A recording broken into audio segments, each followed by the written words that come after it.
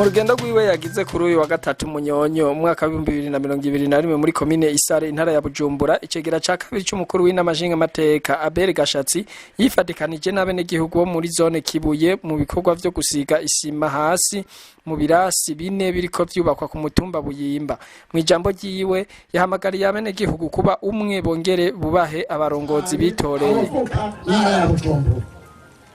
Urazi akahitiye muri ino ntara, nico gituma mwese mutegerezwa kurikanura mukaba inyeretsi y'umutekano, maze rero umutekano maze kuboneka twumve twese rero ko twabarundi tugombatira amahoro n'ubumwe, ubumwe bw'abarundi, mwumve mwese ko muri bene mugabumwe.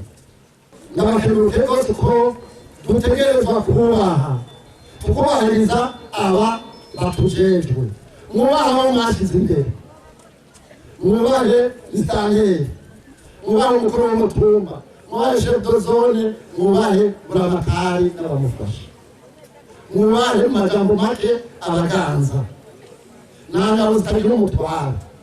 Yaciye agendera umworozi wa kijambere Etienne Niyonzima wo kuri uwo mutumba asanzwe yoroye ingurube zirenga 90, inkwavu 100, inzuki, imbata n'imbeba z'ikizungu zizwi ku izina ry'ipanya.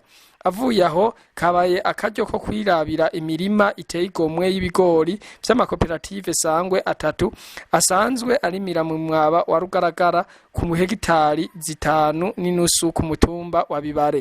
Umushingamateka Gashatsi yahavuye abandaniza urugendo rwiwe mu kibanza kiriko cubakwamwo inzu y'uburaro bwa komine, aho yaciye yifatanya n'abenegihugu bo ku mutumba Rushubi mu guponda isima yo gukora amadari yo hasi mu mushinge iyo gorofa izobigeretse kabiri.